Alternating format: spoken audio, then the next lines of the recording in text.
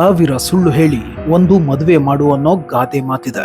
ಆದ್ರೆ ಸದ್ಯ ಜಮಾನ ಹೇಗಾಗಿದೆ ಅಂದ್ರೆ ಸುಳ್ಳಿನ ಸಾಮ್ರಾಜ್ಯ ಸೃಷ್ಟಿ ಮಾಡಿ ಮೋಸದ ಬಲೆ ಹೆಣೆದು ಅದರಲ್ಲಿ ಮದುವೆಯಾಗದ ಯುವಕರನ್ನ ಕೆಡವಿ ಲಕ್ಷ ಲಕ್ಷ ಲೂಟಿ ಮಾಡಿ ಟೋಪಿ ಹಾಕುವ ಕಾಲ ಇದು.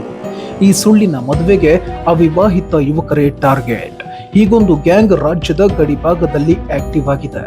ನಕಲಿ ಮದುವೆ ಮಾಡಿಸಿ ಹಣ ಕಬಳಿಸಿ ಎಸ್ಕೇಪ್ ಆಗೋದೇ ಇವರ ಕೆಲಸ. ಅಷ್ಟಕ್ಕೂ ಏನಿದು ನಕಲಿ ಮದುವೆ?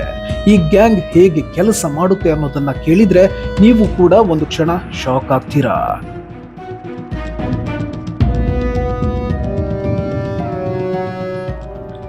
ಎಸ್, ಹುಚ್ಚು ಬಿಡೋ ತನಕ ಮದುವೆ ಆಗಲ್ಲ, ಮದುವೆ ಆಗೋ ತನಕ ಹುಚ್ಚು ಬಿಡಲ್ಲ ಅನ್ನೋ ಮಾತಿದೆ.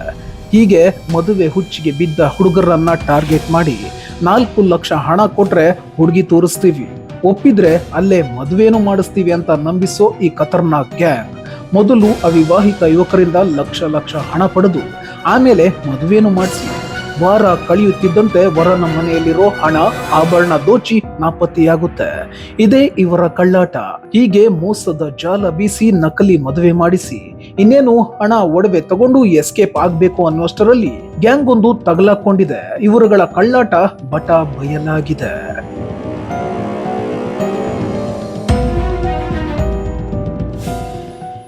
ಈ ರೀತಿಯ ಘಟನೆಗಳನ್ನ ನೀವು ಈಗಾಗಲೇ ಹಲವು ಕಡೆ ಕೇಳಿರ್ತೀರಾ.